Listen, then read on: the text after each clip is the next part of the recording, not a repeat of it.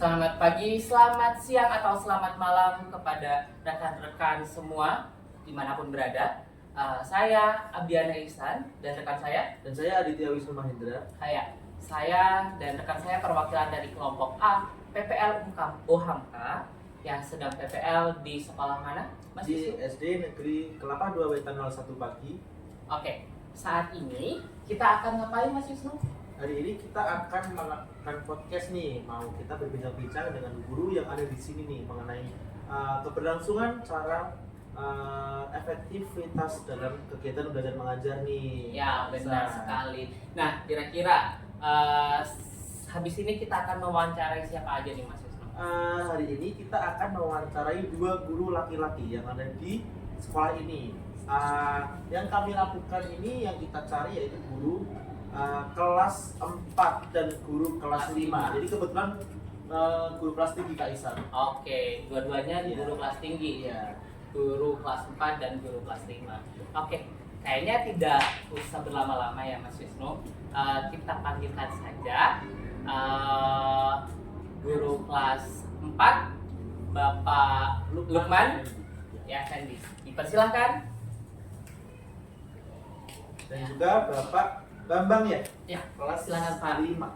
Selamat datang di Iya. podcast kami, Pak. Ya, selamat datang. Selamat datang, Bapak. Silakan duduk. Iya, terima kasih Bapak atas kesediaannya mengikuti podcast kami.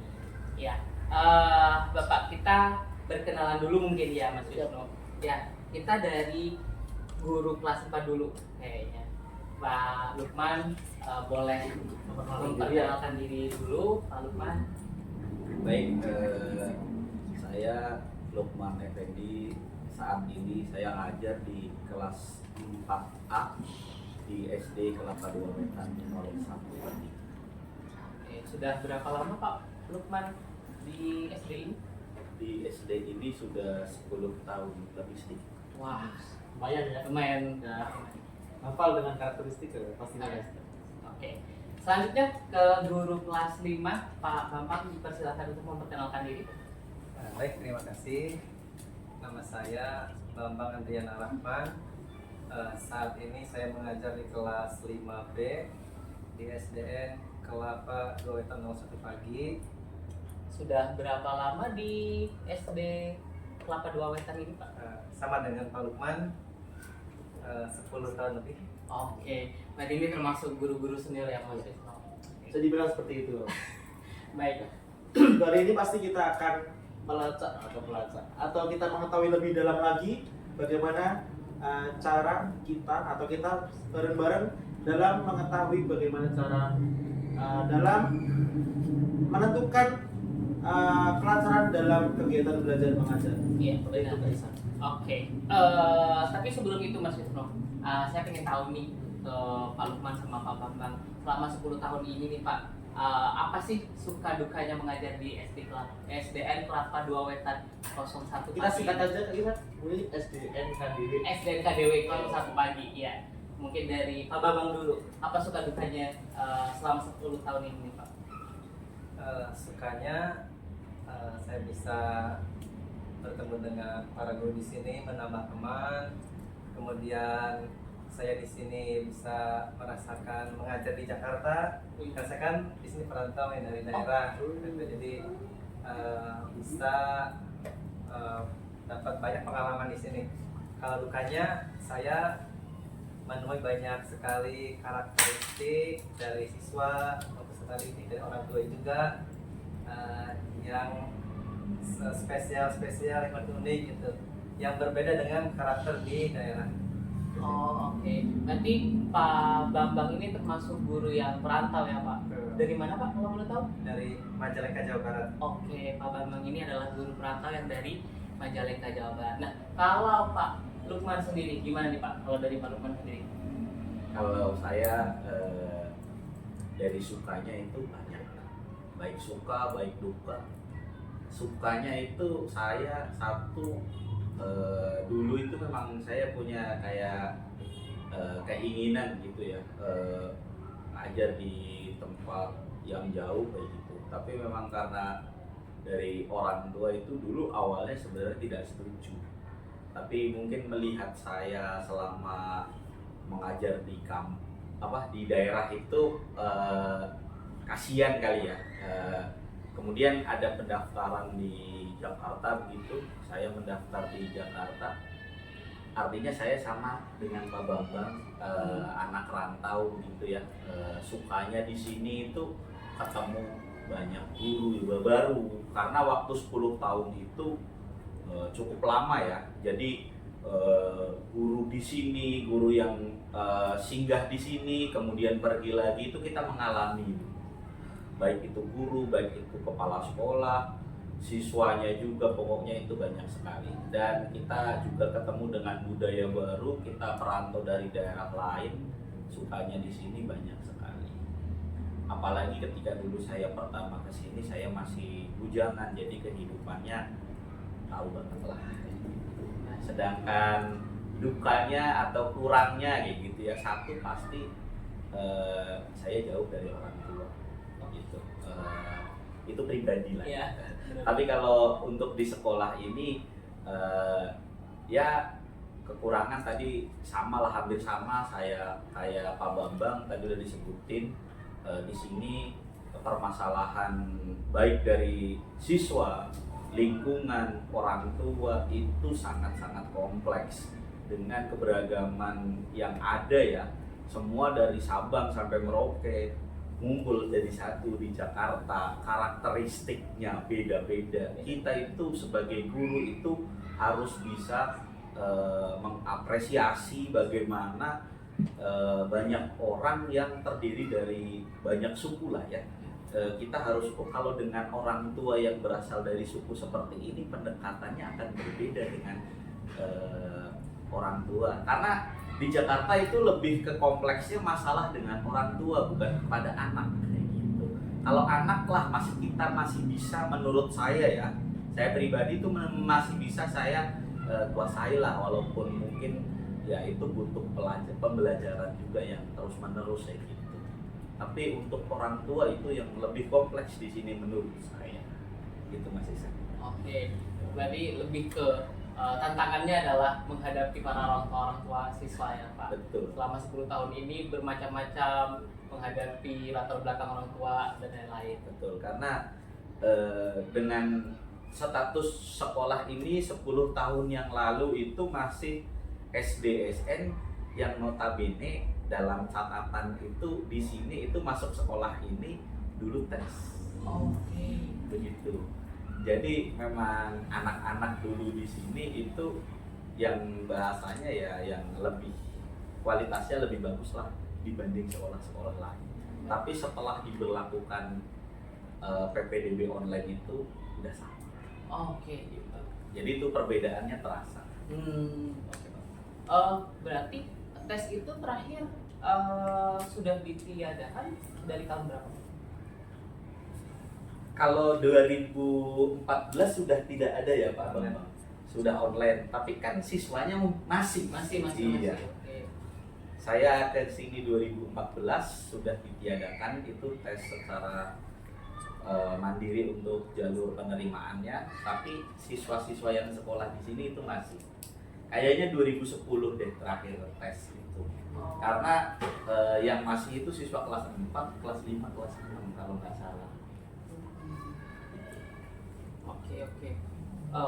Pak Lukman sendiri merasakan perbedaan antara yang sekolah statusnya berbeda ya Pak. Begitu juga Pak Bambang merasakan hal yang berbeda Pak. Itu status dari yang dulu harus tes ataupun sekarang disamaratakan gitu Pak. Iya.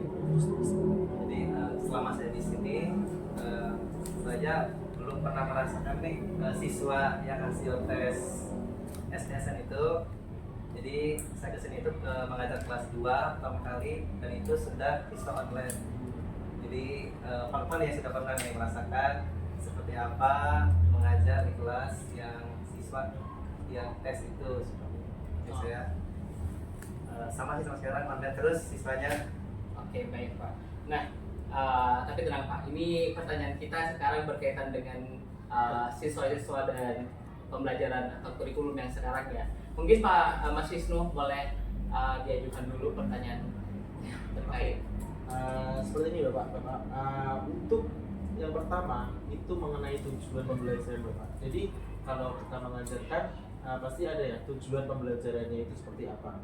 Nah itu bagaimana cara Bapak itu dapat mengukur bahwa kemampuan peserta didik itu sudah bisa dikatakan benar-benar memenuhi tujuan pembelajaran atau belum.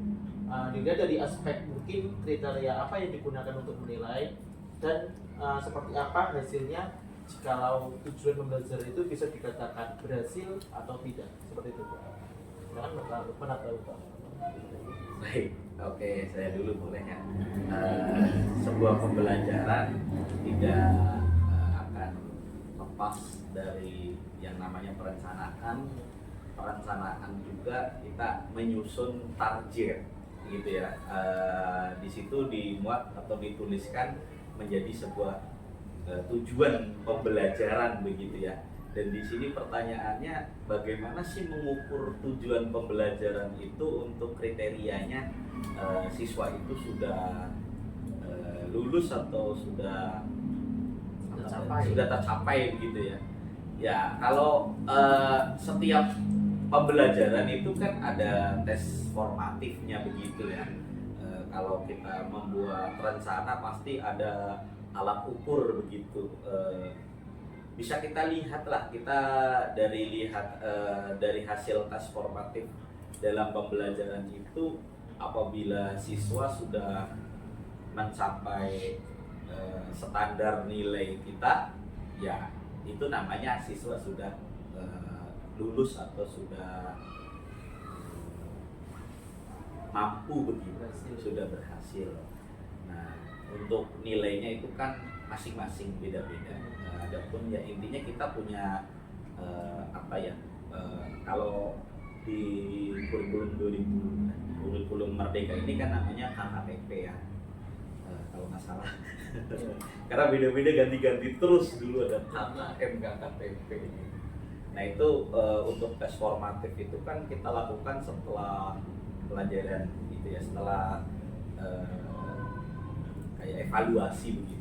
Jadi kita ngukurnya dari situ sih. Itu Pak. Pak Wisnu. Baik Bapak. Apa ada tambahan Pak Lukman? Saya setuju dengan jawaban Pak Lukman.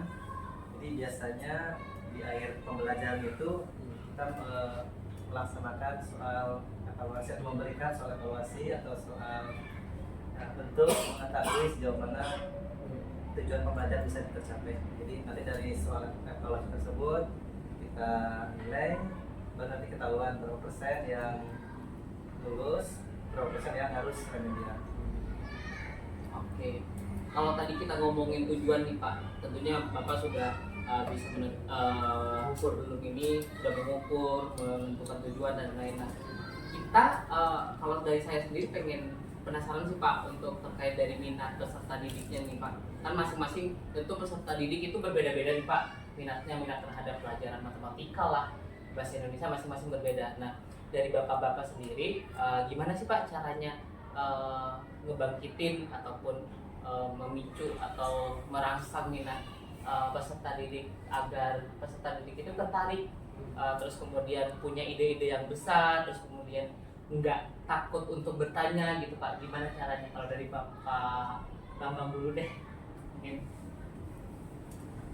Baik, jadi untuk membangkitkan minat mereka ya, saya bisa sih di kelas melakukan pembelajaran sering menggunakan fokus supaya mereka lebih antusias dengan menampilkan video-video pembelajaran. Kemudian juga sering juga dengan kerja kelompok gitu, supaya mereka saling bekerja sama untuk menyelesaikan suatu persoalan atau permasalahan. Kemudian juga kita juga bisa lakukan dengan memberikan speaking gitu. Dan kita pun harus paham bahwa dalam satu kelas itu pasti tidak semuanya suka matematika, pasti ada yang tidak suka. Kita pun harus bisa memahami itu. Karena kalau misalkan ada anak yang tidak bagus matematikanya, mungkin dia bagus di pelajaran yang lain. Jadi kita harus memahami itu seperti itu. Oke. Ada lagi Pak? Kalau dari Pak Lukman gimana nih Pak untuk membangkitkan minat dari peserta didik ini? Kalau saya sendiri sebenarnya membangkitkan minat belajar peserta didik itu kita harus kembali lagi kepada persepsi kita ya. Pelajaran itu harus berpusat pada siswa. Jangan hanya komunikasi transfer pengetahuan dari guru kepada siswa, tapi kita harus lebih untuk mengeksplor dari kemampuan siswa ini agar dia itu mau mengeluarkan bahasanya bakat terpendamnya Iya, benar-benar. untuk mengeksplor apa yang dia pikirkan, apa yang dia mampu, baru nanti kita memberikan apresiasi kayak gitu. Adapun cara-caranya ya sudah dijelaskan lah dari zaman kita kuliah sekolah, ada metode pembelajaran, ada pendekatan pembelajaran yang seabrek-abrek itu banyaknya, discovery learning PBL, PJBL lupa saya namanya ya. Yang pasti janganlah kita gunakan cara lama kita dulu zaman masih SD itu kayak metode CTL ya, kalau bahasa Jawanya catat tinggal lungo itu yang terjadi. Realitanya itu pasti itu akan terjadi dan akan kita alami sendiri ya gitu. Yang namanya kita pelajaran itu di sekolah, guru itu di sekolah pekerjaan utama memang mengajar, tapi ada juga pekerjaan lain yang menanti kita ya. Baik Pak Bambang merasakan sendiri jadi pengurus barang gitu. Itu pasti akan secara signifikan itu proses pembelajaran juga akan sedikit ya terganggu lah ya gitu bahasanya. Jadi intinya kita harus memanfaatkan pelajaran ini bagaimana berpusat pada siswa agar siswa itu tertarik dengan pelajaran itu ya, kita optimalkan itulah kayak gitu ya. Adapun bagaimana caranya ya banyak caranya tadi ya, tergantung fasilitas yang kita miliki atau sarana yang kita miliki. Pelajaran itu nggak harus itu cukup kita manfaatkan lingkungan sekolah kita luas, kita pakai. Kita punya kebun sekolah, siswa bawa ke kebun, mereka senang.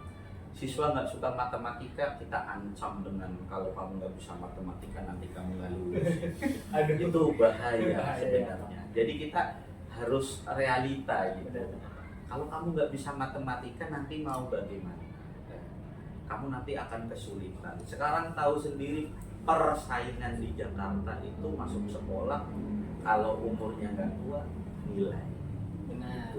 Jadi ya kita bahasanya selain kita tumbuhkan kembang kemampuan siswa gitu ya, kita yang tumbuhkan, kita juga harus memberikan nasihat-nasihat kepada mereka sih.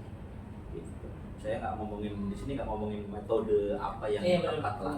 Kita cukup ya di sini Bapak Wisnu, Bapak Ihsan itu udah paham lah. Iya. Takutnya saya salah ngomong karena sudah bukan bidangnya. Udah Udah lama banget itu. Kalau apa kita sama-sama belajar ya. Sama belajar pasti. Ya begitu. Masih mohon maaf kalau ada. Enggak apa-apa. Kalau ada yang dulu nanti kita sensor aja Pak. Oke Bapak, ini masih mengenai tentang cara melibatkan peserta didik. Nah ini bagaimana nih, masih berhubungan juga dengan ide-ide besar untuk mengeksplor.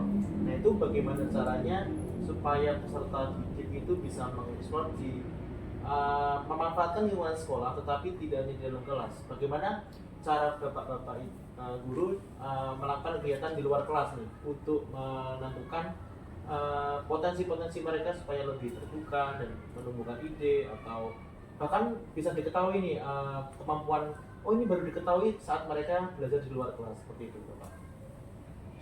Baik, saya dulu. Iya. Ya, intinya kan pertanyaannya bagaimana cara guru itu agar anak itu bisa apa ya, explore dan kita tahu potensinya itu ternyata di situ, passionnya Iya. gitu ya bahasanya. Ya, sebenarnya kalau kegiatan-kegiatan di luar kelas itu bisa kapanpun dilakukan dan memang anak-anak itu sangat antusias untuk belajar di luar kelas begitu. Jadi kiat-kiatnya kalau saya ya bagaimana kita bisa memanfaatkan lingkungan untuk mereka explore, untuk mereka gali pengetahuan dari situ agar mereka itu tertarik kayak gitu. Nah, tapi tidak hanya sebatas di situ aja Mas, tapi kita harus memberikan apa ya, kayak reward begitu. Jadi agar anak itu semakin tertantang lagi, itu harus kita berikan apresiasi. Jadi mereka setelah mengeksplor itu kita berikan waktu, kita berikan panggung kelas kepada mereka untuk menyampaikan hasilnya. Jadi nah setelah itu kita berikan kayak semacam reward begitu ya. Pada reward itu bagaimana dari hasil eksplorasi anak itu untuk menimbulkan di hati anak itu rasa senang dan mau lagi kayak gitu ya. Kita harus sesuaikan itu begitu. Tip-tipnya itu begitulah kalau saya sendiri kayak gitu ya. Dan mungkin setiap guru kan punya metodenya masing-masing gitu. Karena kita sekolah yang cukup luas, kalau dibilang di Jakarta cukup luas, kita punya banyak taman, punya kebun gitu ya. Kita sediakan panggung mereka turun, kita kasih waktu mereka untuk ini presentasi, kita berikan reward, kita kasih masukan. Ya, kemudian pasti mereka akan senang. Apalagi kalau kita tambah, kita foto-foto, kita dokumentasikan, kita kirimkan ke sosial media, itu juga salah satu bentuk apresiasi buat mereka dan mereka jadi senang. Ditambahin lagi kalau diupload di YouTube, mereka kalau lebih bangga lagi. Jadi ada iming-iming rewardnya kayak gitu agar mereka itu lebih semangat lagi ke depannya. Begitu Mas. Ada tambahan Pak Lukman? Bang. Baik, ada tambahan. Jadi untuk kegiatan belajar itu tidak hanya di dalam kelas, kita pun harus sekali-kali kita mengajak para siswa keluar kelas. Jadi bisa di perpustakaan, bisa di halaman atau di taman, di kebun, tergantung sarana di sekolah tersebut gitu. Dan selain tadi memilih tempat yang tepat atau cocok untuk materi yang akan kita tugaskan, kita pun harus menyiapkan tugas yang menantang dan kalau bisa agak sulit gitu. Kenapa? Karena kalau tugasnya mudah, nanti bisa 5 menit selesai mereka. Gitu, keburu tidak tertib mereka itu. Tapi kalau tugasnya agak sulit, yang menantang, mereka setengah jam itu mungkin belum selesai. Jadi mereka terus untuk berusaha menyelesaikan tugas tersebut. Contoh pengalaman dulu pernah waktu saya mengajar itu di halaman lapangan dalam itu membuat batik jemputan. Jadi kita jelaskan dulu tugasnya secara jelas, kemudian mereka lakukan dan hasilnya itu berbeda-beda. Kalau anak yang kreatif itu hasil membatiknya itu bagus sekali, sangat kelihatan gitu, kreativitasnya. Ada juga yang anak yang hasilnya itu kurang bagus atau biasa saja, berarti kan dia tuh mungkin caranya ada yang salah atau mungkin dia kurang kreatif gitu ketika membuatnya.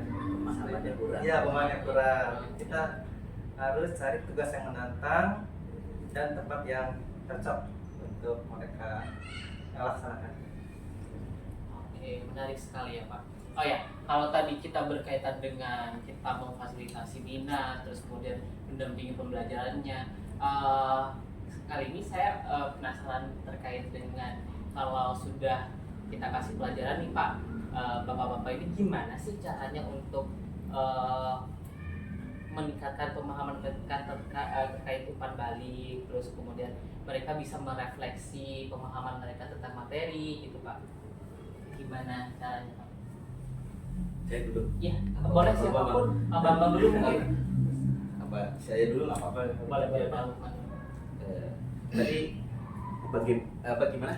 Gimana caranya bapak-bapak ini membimbing peserta didik untuk merefleksikan atau umpan balik terhadap materi-materi yang sudah dipelajari gitu loh Pak. Baik, kalau dari saya bagaimana caranya? Caranya sih ya sederhana sih. Bagaimana cara kita memberikan apresiasi terus umpan balik kepada siswa ya, agar mereka itu merasa puas, kita berikan umpan baliknya sesuai dengan hasil yang mereka capai sih. Karena kan dalam mengerjakan sesuatu atau mengerjakan tugas yang diberikan itu kemampuan mereka itu akan berbeda-beda gitu. Agar mereka lebih tertantang, mereka itu harus diberikan seperti itu. Jadi siswa yang membuat pekerjaan lebih baik dari yang lain harus diberikan nilai tambah kayak gitu, agar yang lain juga merasa tertantang kayak gitu. Pada pembelajaran berikutnya saya harus lebih nih agar diberikan bahasanya kayak umpan baliknya juga bagus kayak gitu. Sedangkan tadi kayak pemberian ya contohnya kayak pemberian ribet juga ya, itu kan kalau yang anak-anak mendapatkan hasil yang seperti ini nanti akan seperti ini, sedangkan anak yang ini nanti akan dapat hukuman ini gitu. Jadi anak-anak itu akan mempunyai motivasi sendiri gitu. Itulah kalau menurut saya sih pemberian umpan balik itu sesuai porsinya gitu. Umpan balik aja Kayak refleksi biasanya bapak-bapak mengajak peserta didik untuk merefleksikan pemahaman atau gimana Pak? Ya kita hanya sekedar kalau di sekolahan ya kita mengingat kembali, kita paham dari awal bagaimana, terus kalau memang masih ada yang perlu kita bahas lagi ya kita sesuai dengan pemahaman mereka. Oke, itu dari Pak Lukman. Kalau dari Pak Bambang? Kalau dari saya biasanya kita melakukan umpan balik itu dengan tanya jawab. Jadi kita tuh bertanya kepada siswa, memberikan pertanyaan kepada siswa, nanti kita tanya anak-anak bisa jawab apa tidak nih, bisa menjawab apa tidak. Kalau misalkan banyak yang tidak bisa menjawab, banyak yang diam, berarti ada yang harus diulangi atau bagaimana gitu. Jadi pertama dengan tanya jawab, yang kedua bisa juga dengan membuat ringkasan lah. Misalkan silakan kalian buat ringkasan dari pembelajaran hari ini, misalkan minimal misalkan satu paragraf lah.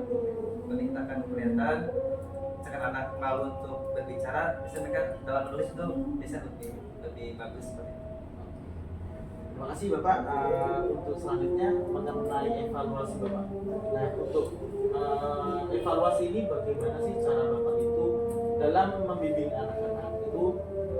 Arti dari evaluasi itu kan apabila evaluasinya itu kurang atau tidak sesuai dengan tujuan. Nah, bagaimana cara Bapak itu membimbing bahwa evaluasi itu bisa juga sebagai cara untuk memperbaiki diri atau bahkan untuk meningkatkan dirinya mereka sendiri. Bahkan bagaimana cara Bapak itu membimbing agar anak-anak itu bisa mengetahui ini apa yang perlu diperbaiki seperti itu. Kalau memang evaluasinya itu hasilnya kurang sesuai dengan target tujuan pembelajaran. Boleh Pak Lukman?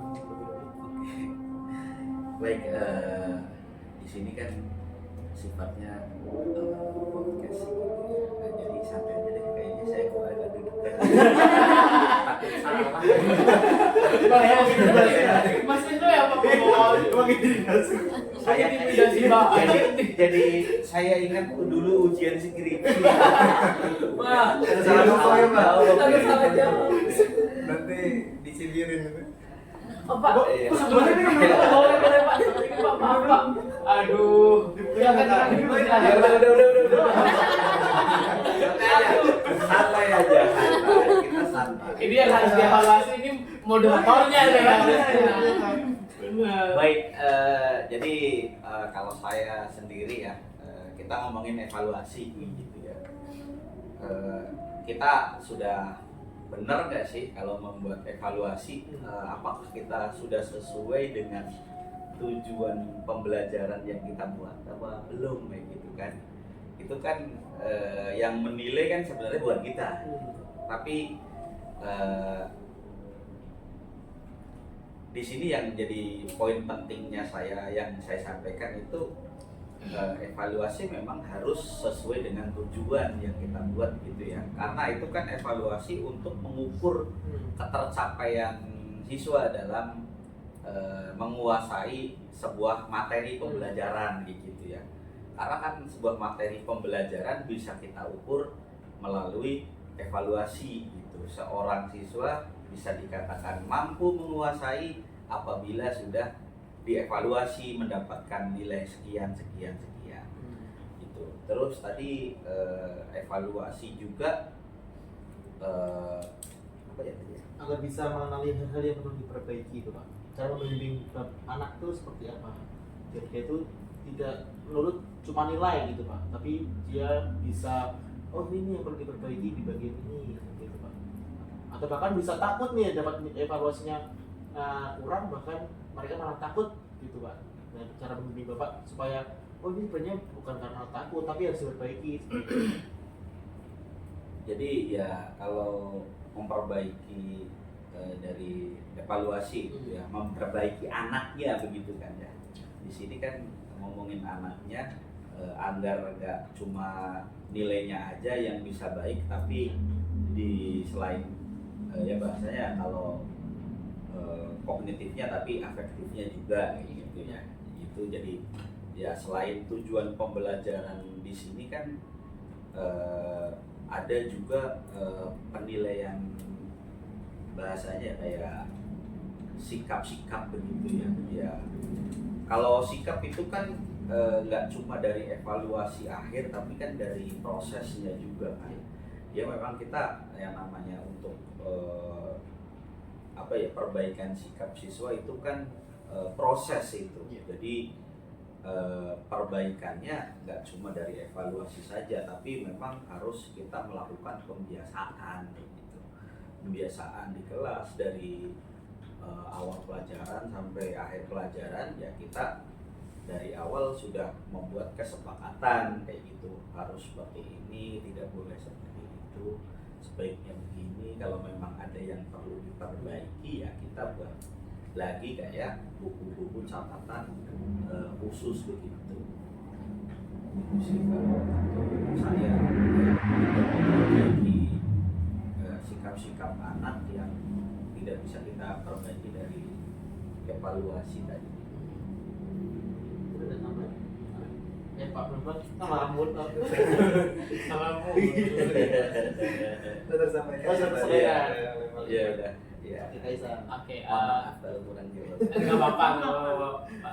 Ya, kalau kita sudah ngomongin tadi tentang rencana, terus pembimbingan, evaluasi dan lain-lain. Kalau saya selanjutnya pengen bertanya tentang ini sih Pak, gimana kan kebutuhan siswa itu bermacam-macam ya Pak, ya belajarnya, terus kebutuhan pembelajarannya itu kan beda-beda ya Pak. Gimana caranya bapak-bapak ini mengakomodasi perbedaan-perbedaan kebutuhan atau gaya belajar itu sih Pak? Itu dari Pak Bambang dulu. Jadi gini, Jadi kita tidak hanya fokus pada satu kemampuan ya, karena kan kalau yang saya dengar itu ada 3 kemampuan belajar, ada auditori ya, Ya, kemudian visual sama estetik ya. Ada yang berupa dengan melihat, mendengar, dan dia praktek gitu. Terlibat Nah, langsung. kita jangan hanya ceramah, itu kan hanya auditori saja ya, hanya mendengarkan. Benar. Lama-lama kan anak bosen tuh. Anak yang memang dia bisa aja dengan melihat, dia kurang tersampaikan materinya. Nah, kita harus bervariasi dalam mengajar itu. Kita seringkan prakteknya juga gitu. Kemudian kita seringkan dengan melihat video supaya anak yang audio itu visual itu bisa belajar dan menerima materi tersebut. Intinya sih kita mencari atau menggunakan beragam metode dan cara supaya yang 3 jenis tadi, auditori, visual dan kinestetik itu bisa terakomodasi kemampuannya seperti itu. Baik. Pak Lukman ada tambahan? Menambahkan sedikit, ya saya sangat setuju dengan Pak Bambang ya tadi ya. Hanya sedikit tambahannya di sini untuk mengakomodir dari siswa-siswa kan mempunyai kemampuan yang berbeda. Pastilah kalau siswa punya kemampuan berbeda, kita juga standarnya kita bedakan. Jadi karena sekolah negeri saat ini kan sudah menerapkan kurikulum, tapi harus menerima siswa yang berkebutuhan khusus juga. Iya, benar. Apabila di dalam kelas begitu ya, kan ada siswa yang inklusi begitu, bahasanya ABK begitu ya, kan di kuliah itu juga ada kan ya, ABK pendidikan ABK. Kita pasti akan memberikan standar yang berbeda antara siswa yang inklusi dengan siswa yang normal. Gitu. Ya, adapun bagaimana ya itu masing-masing guru untuk mengakomodir bagaimana seorang siswa yang memiliki kebutuhan khusus akan di standarin berapa begitu. Kan harus kita lihat juga siswa ini kurangnya dalam bidang apa, karena kan siswa ABK punya banyak kriteria yang berbeda-beda, gitu. Kebutuhan yang berbeda-beda. Sama kayak anak yang normal pun juga sebenarnya kalau boleh kalau boleh dibilang itu ya kemampuannya juga berbeda-beda begitu. Tapi kan untuk pembelajaran ini harus mencapai nilai tertentu dengan standar seperti itu. Dan bagaimana caranya untuk mengakomodir itu agar semua siswa bisa lulus begitu ya. Ya kemampuan pun masing-masing untuk meningkatkan lah kayak gitu. Iya. Itu sih. Oke, biasa. Nah, terakhir nih Pak, sesuai dengan jawaban-jawaban yang bergantung dengan pengalaman-pengalaman yang luar biasa selama 10 tahun. Nah, itu pengalaman apa sih yang sebenarnya paling efektif dalam memperdalam pemahaman peserta didik, Pak? Entah itu dari meminimalisasi kesalahpahaman, kemudian mengatur pembelajaran agar terlihat siswa itu lebih aktif. Itu bagaimana, Pak? Itu Pak Bambang atau Pak Lukman dulu? Berdasarkan Pengalaman pengalaman yang saya tambahin deh. Pengalaman yang belajar yang paling efektif tuh, paling Pak. efektif menurut Bapak. Biar pembelajaran itu Masing-masing. agar siswanya itu aktif tuh. Ah, Itu sebenarnya gimana, Pak? meminimalisir kesalahpahaman juga gitu ya. Kalau yang saya alami atau yang saya lakukan itu dengan pemberian LKPD. Jadi iya. anak tuh lebih aktif, bekerja sama juga, kemudian mereka saling memahami karakter teman-temannya, dan setelah itu mereka mempresentasikan, karena dengan mempresentasikan itu akan melatih mereka berbicara, kemudian keberaniannya seperti itu.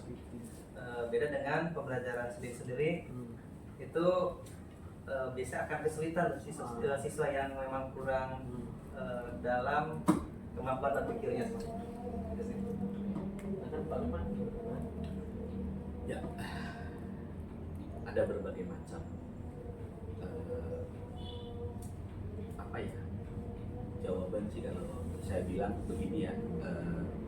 Tapi kalau yang paling efektif untuk memberikan pemahaman kepada siswa agar cepat mengerti gitu ya, memang kita latihan soal.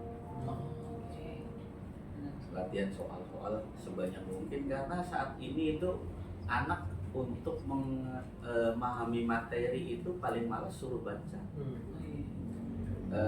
Jadi latihan soal itu menurut saya lebih efektif daripada belajar materi kayak gitu.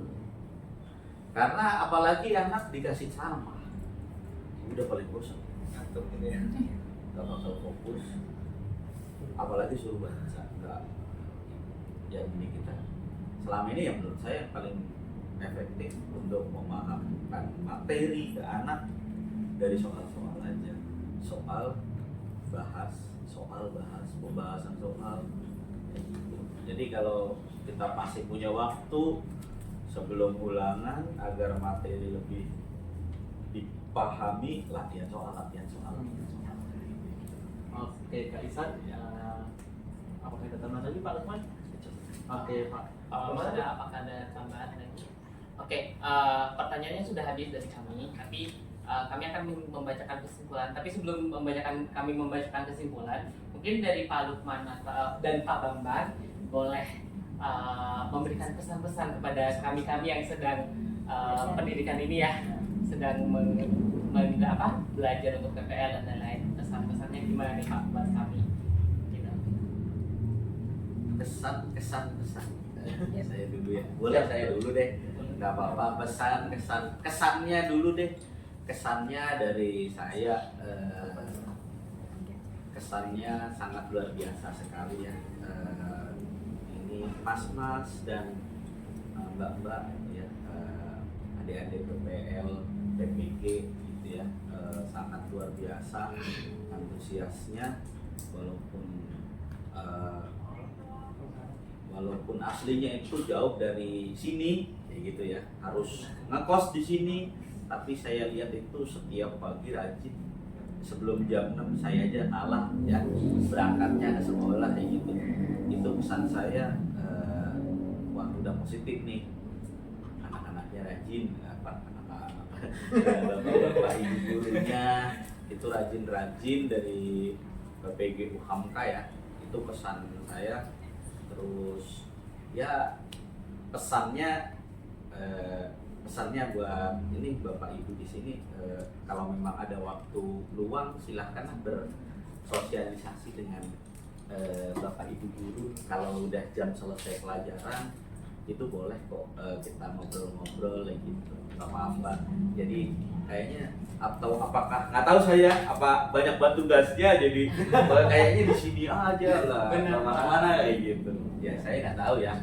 Ya itu sih pesannya ya. Terus kalau untuk yang lainnya saya kira udah baik lah, udah tinggal apa ya, dipoles-poles lagi sedikit. Nanti mudah-mudahan aja sih jadi bapak ibu guru yang luar biasa ya. Amin. Bisa memajukan anak-anak didiknya di tempatnya masing-masing. Amin. Ya. Oke, terima kasih Pak Lukman. Dari Pak Bambang, pesan-pesan buat kami. Untuk kesan dari para guru PPG, alhamdulillah kesannya sangat baik. Kami para guru sangat terbantu dengan kehadiran Bapak Ibu semua. Sebagai contoh, ketika dari kami ada yang tidak masuk karena sakit atau ada keperluan, Bapak Ibu bersedia untuk menggantikan kami seperti itu. Kemudian juga pesan dari saya, terus meningkatkan diri dan sering tampil di di depan anak-anak. Contohnya ketika upacara silakan untuk jadi pembina, jadi sahabat, kita pramuka juga supaya nanti tambah bagus ilmu kemampuannya seperti itu. Ya sih, terima kasih. Oke, baik, terima kasih Pak Bambang, Pak Lukman atas pesan dan kesannya. Sebenarnya kita pun ingin bersosialisasi hal itu, tapi tugas-tugas juga sudah menunggu kami Pak. Gitu. Oke, pertanyaan ini sudah habis. Izinkan kami membacakan kesimpulan dulu dari Pak Wisnu. Oke, untuk kesimpulannya berarti Bapak Ibu, Bapak ya. Jadi tetap guru itu memang menjadi fasilitator ya Pak ya. Jadi untuk anak-anak itu memang sudah tidak menjadi dulu tidak seperti dulu lagi ya, dimana tidak terfokus pada guru, tapi sekarang siswa yang aktif selanjutnya. Jadi bagaimana cara pun itu guru itu bisa memenuhi kebutuhan peserta didiknya ya Pak ya, seperti itu ya. Ya. Mungkin sana ada tambahan? Sudah, siapa? Oke, dari saya sudah cukup juga, dan terima kasih Pak Lukman sama Pak Bambang atas kesediaannya untuk meluangkan waktunya. meluangkan waktunya untuk berdiskusi dengan kami. Gitu. Terima kasih Mbak. Terima kasih sama-sama. Pak Isan. Terima kasih Pak. Ya.